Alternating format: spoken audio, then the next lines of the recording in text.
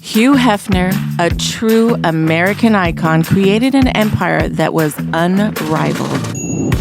Although some of us bunnies may have gone rogue, it's because of the love and respect that we received from the man behind it all. Because after all, we did learn from the best. Relive the stories from the most prominent celebrity home in history. What happens in the grotto stays in the grotto. From those of us that lived it, The employees that worked it, And the guests who loved it. And the mayhem continues. I can't think of a better way to start a brand new year than one of my ultimate friends from the mansion, actually my little sweet crush from back in high school. I'm telling you, we have with us on Rogue Bunnies Mayhem, Julie McCullough. I was going to say, you had Ava here? What? we did. We actually did have Ava. I was like, wait, you're your crush from your high school? What? Well, no, because I always mention that, McCullough, and I told you that up at the mansion. I was just like, oh my gosh. It's like, we talked to all of our guests about who did you meet or who did you see? And, you know, I'm a February guy. So it's like, I'm an Aquarius. February 9th is my birthday. And you were Miss February 1986. So my senior year, I'm like, oh my gosh. And I was a big fan of the show, and I'd see you all the time on Growing Pains. And I'm like, oh my God, this Julie McCullough girl. I mean, wow. And then all of a sudden, boom, there you are in the pantry. And I'm like, oh my God. I was always you. Yeah. It's you. I know. Pantry. Grabbing coffee. But see, this is what I love about this show, and that we're able to express how we literally became one big family. And you and I, Julie, I'm just so thankful to you because we just got to shoot the shit and become great friends. And heck, you were living next door. I mean, that was cool. I was. Now it's like I'm on the other end of the coast, and now I call this my funny bunny hutch. Oh, perfect. It's my hillbilly funny bunny hutch. And for those of people who are hearing Funny Bunny's really your tag name for your comedy, because you do live comedy. For my stand-up comedy. Yeah. But I bought a house. It's 119 years old, and it's in southern West Virginia, and that's where I live now. That is so cool. How long you been there? A couple years, and I love it. That's awesome. How long did you live?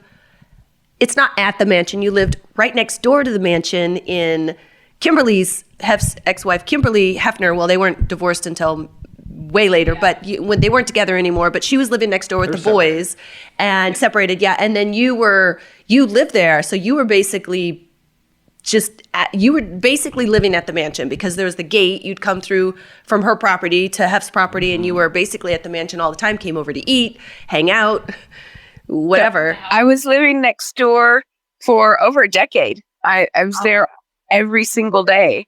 I literally was the real girl next door. Oh, yeah. It's amazing. Well, like we were talking earlier, it was like you literally were in the butler's pantry every morning.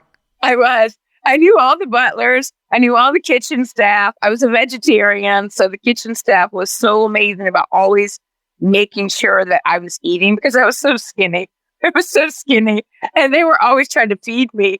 They always trying to feed me and fatten me up. And those guys, they were great. And the girls, and it's just, what a blessing, really. So I was there every day with the staff, hanging out. Late at night, I would hang out over there. I would sit. I did a lot of writing when I was there. I would be in the backyard. I got to play with all the animals. I became really good friends with one of the flamingos because I was out there writing every day. You became really good friends with the prehensile tail monkey, Coco? Well, there was Terry first. Terry was Terry, yes. That's right, Terry. And so was Jill. Jill Tereshita. She was really close to Terry as well. And then Terry passed away, and we had Coco and Pepe come onto the property, and then Pepe, and then it was just Coco, and she was a spider monkey, and she and I bonded too. No, she was a woolly monkey. Wasn't she a woolly? No, Terry was a woolly monkey. She was a woolly monkey. Yeah, the others were the spider monkeys. Yeah, and then Coco and Pepe came, and they were spider monkeys. And so I became really close with Coco. I was really upset having to leave her. Even on the day of FF's funeral, I went over to visit her, and as soon as she hears my voice, she came running down the cage. She was singing, and she was just chatterboxing away with me. I had so much to tell me, and was cooing and oohing, and I was rubbing up against. I felt so bad. I just cried. I cried when I was leaving her, knowing I would never get to see her again because the guy had bought the property, and I just knew I would never get to see her again. I cried, but she and I were really. Is she still on the property, Coco? I can give you this good news, Julie. It's his sister. My sister runs the animal department over there. She's the only living, existing old mansion employee that's still at the mansion, and the animals are great. You need to get Julie a photo of video. Yeah, we got to do something for you. I would love that. I would love to FaceTime with her. Oh, because Coco knows me so well. As soon as she hears my voice, she starts chatterboxing away and talking. And it's like, that must be something for the animals on the property to have all of that construction going on around them. Oh, I wonder. It's a trip. I don't like looking at the pictures. I mean, they don't have like the run of the grounds like they used to. Right. I bonded with two of the flamingos, but one in particular, I called him or her the Nudge, and I called the other one Pinky. But the Nudge would come up and nudge me every day, just nudging me. And then John, who, used to run all the animals. Oh, yeah. He came running out one day and he's like, stay right there. And he runs and he comes back running. And I'm sitting in the middle of the lawn with that flamingo with her wings all stretched out. And she's on my lap with her wings out. And I'm just tootling her and she's just chatterboxing away. And then John comes and takes a bunch of pictures. He goes, when did this happen? How did this happen? No one's ever bonded with a flamingo here, ever. When did this happen? I was like, flamingo whisperer. The flamingo whisperer. I love that, Jen. They were pretty tame, though, because I had even pet a lot of the flamingos. Like, I could get close enough to where I could pet them or whatever. Not like what you're doing, but I was surprised that I was able to pet them. They didn't run away, and they would a couple of them would just kind of hang while the other ones kind of went off. But it had to be, not Coco, Pinky and the Nudge. The Nudge would just nudge me all the time. She wanted attention, or I don't know, it's she or he. But, oh, man, I miss those birds. I miss that property. That's the stuff I've missed so much. It was just walk around that glorious property, and we had all those redwood trees. Largest redwood forest in Southern California was on that property. The largest redwood trees in Southern California. And I heard that they're gone. I heard he chopped them all down. No. The redwoods are still there. I can let you know the redwoods are there. It's just a lot of the grounds where they were building new facilities underground, like, bowling alleys. They did a bowling alley in the backyard. I think they're doing a club. They're doing a movie room.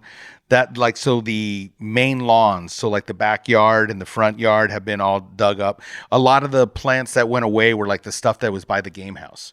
Like, you can literally see the game house from the front door. Oh. But you know what? We got to take a break, Julie, because I want to delve more into that, because we're talking about, the nostalgia of what the mansion was like, and then compared to what it is now.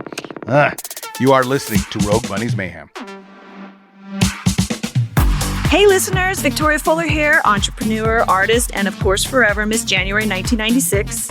My bunny sisters and I have joined forces, or should I say, have gone rogue, to revamp the heydays while exploring the future. Yes, I'm talking about the metaverse. So come join me and our sorority of the sexiest ladies on the planet. To join the party, find us at roguebunnies.com. That's ROGUEBUNNIES. Let's explore the future together. Welcome to the metaverse.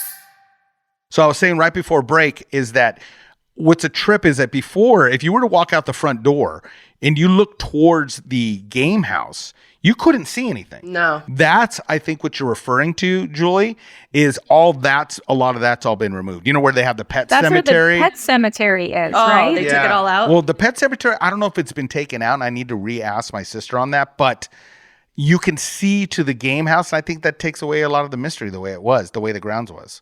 Yeah. Cool. It was so magical, like secret gardens. Yes. Like Alice in Wonderland. And there was all these little secret passageways. I knew all the secret passageways.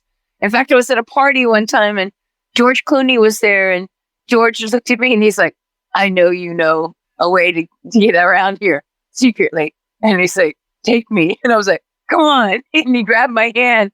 I was like, this way. And we went walking through the woods, and I was trying to back alley him out from the main party to go out to the game house. And I got him out there. And he was like, that was so cool. I was like, I know. Picture passageways. Right. That nobody hardly knew. And so I could navigate my way around that property practically without even being seen almost, So it was like fun taking party guests. And I just remember that particular incident because it was George. And George was such a nice guy. And so I got him out to the game house secretly. That is so cool. You were saying just before, and it is true that, the boss had the largest private collection of redwood trees in the whole in Southern California. Pretty mind-blowing. But one of my favorite spots is, do you guys remember the bench? There was a little bench just off from the monkey cages. That was the perfect place to just escape when, you get stressed out. Remember, the place was a job for me. Yeah. So sometimes I'm like, I just got to get away. And I'd go to that bench and chill. Where would you love to hide out? Well, I hung out all the time in the game house because I'm such a gamer junkie. I still am. I love playing games. Oh my goodness, I play games. I would be up all night long out in that game house, even at the parties. That's usually where I could be found because I'd be playing Centipede, or Centipede was my favorite. That was kind of my hangout. And then too many people would start coming out there, and then I'd ditch out and go back, find some other place to go. I don't know if you can see in the back right behind us. Do you recognize that jukebox? No. Yeah. You bought the jukebox? No, my boss did.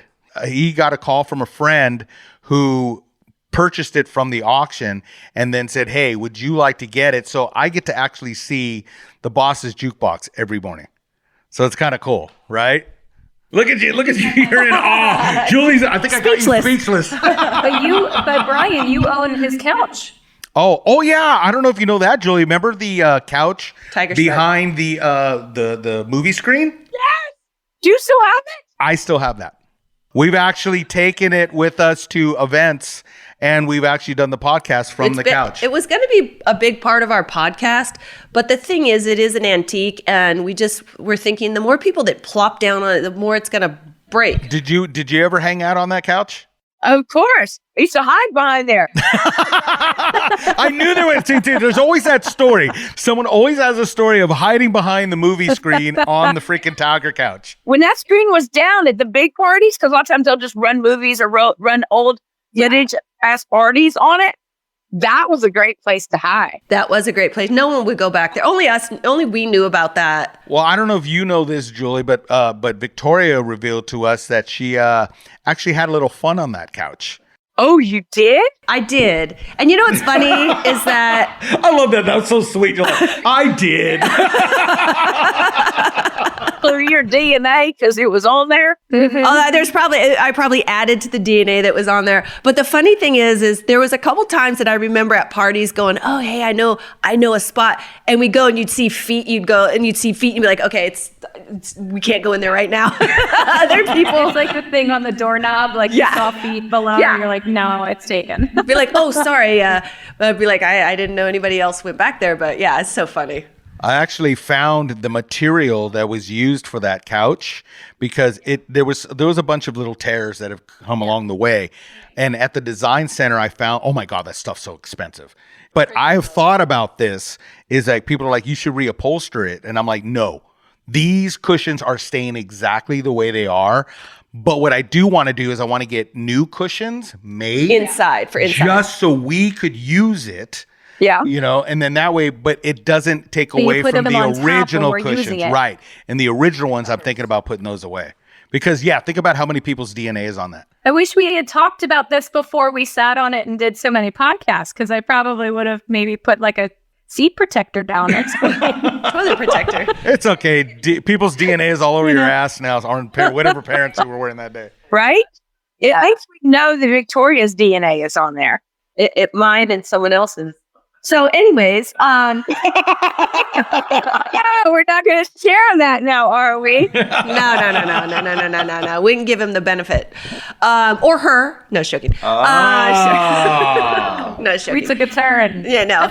So Julie, you, because you've been, an actress for so long at the Playboy Mansion, you know so many celebrities. You always knew everybody that came up. I mean, George Clooney, would come up to you and be like, hey, and Drew Carey and Jim Carrey, and I mean, it just went on and on and on. What were some celebrities that you met at the mansion that you didn't already know that you were starstruck by, if that's possible? Oh my God, that is such a good question. But guess what we got to do? We got to go to break. So, Julie, we're going to take a quick break. We're going to be right back, and you're about to dish it all out. All right? We are Rogue Bunnies Mayhem. Ever wish you could talk to Playmate and Rogue Bunny Ava Fabian one-on-one? We're introducing an exciting new collaboration with velvetrope.com to make your dreams a reality. You can chat about current events, her many adventures with Playboy, or whatever your heart desires. Just keep it classy. Want more details? Visit avafabian.velvetrope.com. She can't wait to talk to you, and the mayhem continues. Welcome to the metaverse. All right, so Victoria, you were just asking Julie straight out, like. Well, you know so many celebrities. You already knew a bunch of celebrities. You're in that network or whatever. But was there any celebrities that you met up at the mansion that you were starstruck by? That you were like, oh my God, I can't believe I'm meeting this person that was so memorable? I was so starstruck by some of the writers and the artists that were there. That was my big thing. One of my very first morning ever being at the Playboy Mansion, ever. I get up, I go to the main house because we stayed out in these little cabins. And when we flew in to shoot, and I was there to shoot a Playboy cover. This was in October of 1984. And so I was there to shoot the cover, and I walk into the main house at the breakfast room.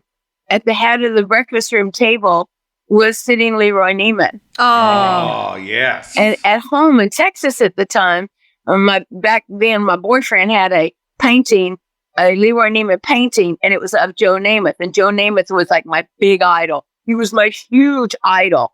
So we had that painting hanging above our fireplace. And I walked in and I'm looking at Leroy Neiman.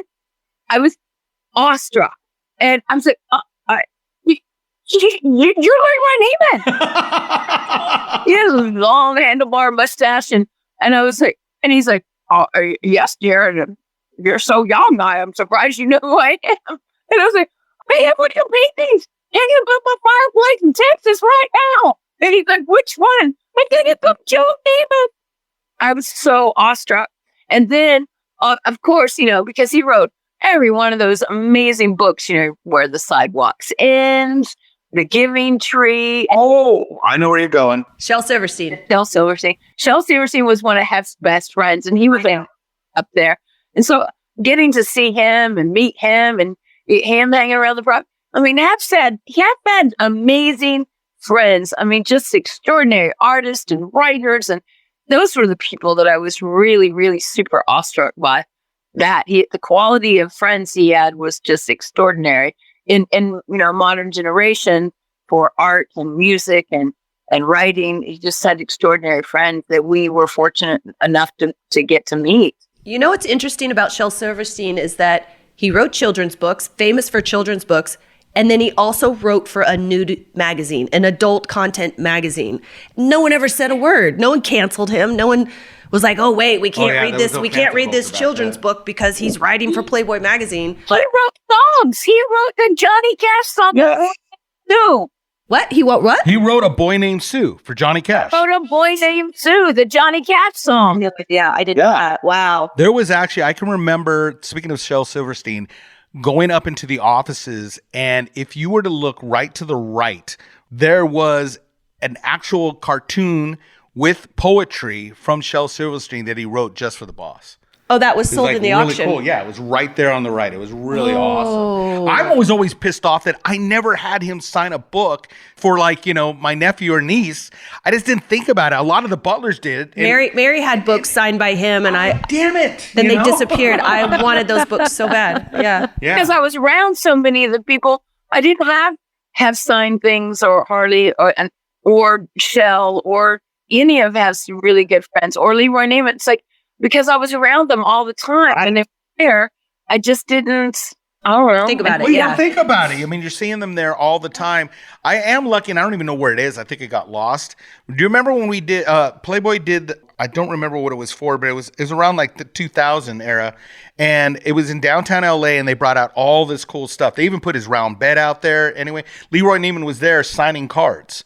Like he had this one little cartoon that he had made. It signed cards, and I don't even know where that stuff is at. Yeah. But yeah, that was pretty cool. That was an iconic show. He had a gallery showing there in Beverly Hills. Yep, I went to that with Hef. He did for years. He was doing artwork on menus. Oh yes. And so he put out a book of all the different menus and all his artwork on the menus. And I got him to autograph that. So I have that. And I have one of the Playboy cigar boxes with his autograph on it. And Hef gave me a bunch of books, that he autographed to me. So I have those kinds of things autographed that he gave to me at Christmas, on birthdays, and things like that. And I have a beautiful piece of artwork that Hef gave me it was by the artist Todd White in Texas. And Todd gave it to Hef on one of his birthdays. And Hef knew how much I love that painting. So Mary calls me up one day and she's like, that painting you love so much, that by Todd White? And I said, yes. I said, that's the coolest painting. She says, well, Hef doesn't have room for it right now. And he wants to know if you want it. And I'm like, yes. He said, come get it. Otherwise, it might be going into storage. And so thank God I did, because I have that painting now. It's amazing. Where we are right now, there's one right in the next room of the same artist that just got put up in this house. And we also have a Leroy Neiman. We actually have 2 Leroy Neimans. Oh, wow. They're right here. It's a trip for me. And we have a Picasso that's up, so I always flash back to the Mediterranean room. Because remember, in the Mediterranean room, he would have up the Picassos. Yeah. And I remember at one time I told Hank, I go, I'm kind of freaking out because the sun comes in. Yeah. And we better do something to protect them. So they ended up putting protective glass. But I was worried that they would eventually start fading.